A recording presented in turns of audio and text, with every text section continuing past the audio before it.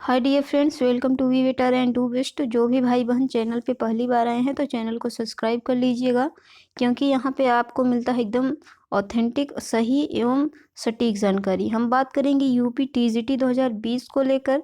इसका नोटिफिकेशन जारी हो गया है। कुछ चीज़ों को लेकर यहाँ पे स्पष्टीकरण नहीं दिया गया है। बोर्ड ने जो फार्मूला तय कर दिया गया है वह समस्या बन चुका है तदर्थ शिक्षकों के लिए।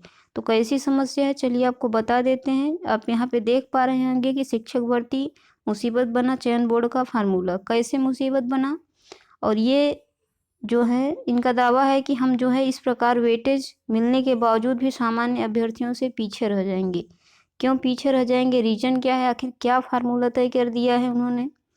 तो देखिए, बोर्ड ने जो फार्मूला तय किया है, एक क्वेश्चन अगर सही होता है, सामान्य अभ्यर्थी जो तदर्थ की श्रेणी में नहीं आते तो उनको 4 नंबर दिया जाएगा।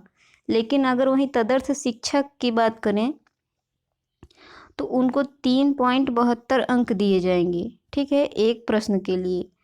उसके बाद अगर आप यहाँ पे देख रहे हैं, 1 वर्ष अगर आपने सेवा करी है तो आपको 1.75 अंक मिलेंगे उसके लिए। तो अधिकतम 35 है और कम से कम आपका यहाँ पे दिया है 1.75। तो कितने साल आप सेवा किए होंगे, 10 साल, 8 साल। तो आप 20-21 से ज़्यादा नहीं ला सकते, ठीक है।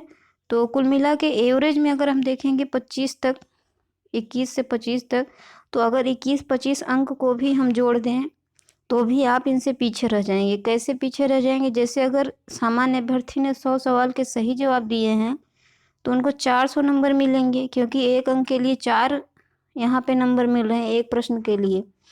और वहीं पे 12 वर्षों तक अगर किसी ने अध्यापन किया है तो उसको कितना मिलेगा, 21 अंक मिलेंगे वेटेज। लेकिन अगर उसने भी 100 प्रश्नों का सही जवाब दिया है तो उसको उसके लिए सिर्फ 372 अंक ही मिलेंगे। अब 372 में उसका वेटेज 21 जोड़ने के बावजूद भी यहाँ पे 393 ही टोटल नंबर आ रहा है। तो वेटेज लेने के बावजूद भी और बराबर प्रश्न सही करने के बावजूद भी तदर्थ शिक्षक जो हैं ऐसे में सामान्य अभ्यर्थियों से पीछे रह जाएंगे। तो कहीं न कहीं यह फार्मूला कोई लाभ नहीं दे रहा है, बल्कि उनका नुकसान ही कर रहा है।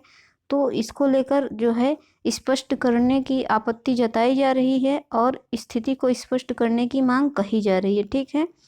तो आप देखते रहिए, ऐसे ही जो भी न्यूज़ आती है, इस कोई भी अगर स्पष्टीकरण आता है किसी भी माध्यम से तो आपको यहाँ पे उसकी जानकारी दे दी जाएगी। फिलहाल अभी आप लोग जो है तैयारी करते रहिए। और एक बात और कि ज़्यादा से ज़्यादा पुस्तकों पर फोकस करिए।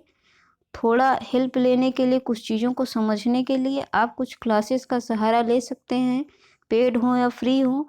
लेकिन अगर आप ये सोच रहे होंगे कि किसी भी कोचिंग से, किसी भी संस्थान में एडमिशन लेकर अगर आप 100% सिलेक्शन ले सकते हैं तो ये बात गलत है, ठीक है। हर इंसान का पढ़ने का, पढ़ाने का अपना पॉइंट ऑफ व्यू होता है। एक बार तो आप अच्छे से पुस्तक को पढ़िए, उसके बाद फिर एक एक बिंदु को समझिए, फिर टेक्निकल तरीके से पढ़िए, स्मार्ट तरीके से पढ़िए। प्रश्न कैसे बनते हैं, कम से कम 4 से 5 बार अगर आप एक बुक को पढ़ेंगे तो कोई भी प्रश्न बाहर नहीं जाएगा। नहीं तो कॉन्सेप्चुअल अगर प्रश्न पूछ लेगा तो फिर कोचिंग वाले कुछ नहीं कर पाते हैं। कॉन्सेप्चुअल अगर प्रश्न आ जाता है, वो फैक्ट पर ज़्यादा फोकस करवाते हैं, ठीक है। जिस तरह से प्रश्न पत्रों की प्रकृति में बदलाव हो रहा है, हो सकता है टीजीटी में भी थोड़े से कॉन्सेप्चुअल प्रश्न रखे जाएं। आपकी जो अध्ययन की गहनता है उसका परीक्षण किया जाए। तो आप जो है हर तरीके से तैयार रहिए और अच्छे से जो है अपनी तैयारी स्टार्ट कर दीजिए। ज़्यादा से ज़्यादा पुस्तकों पर, प्रीवियस ईयर के प्रश्नों पर और सभी परीक्षाओं में आए हुए वर्तमान जितनी भी हाई लेवल के एग्ज़ाम्स हैं, टीचर्स के हों या सिविल के हों, उन प्रश्नों को ज़्यादा से ज़्यादा सॉल्व करें, ठीक है। यही बहुत बड़ा जो है सक्सेस की साबित होगा आप सभी के एग्ज़ाम में, ठीक है। तो अपनी तैयारी बेहतर ढंग से करते रहिए। बहुत बहुत धन्यवाद।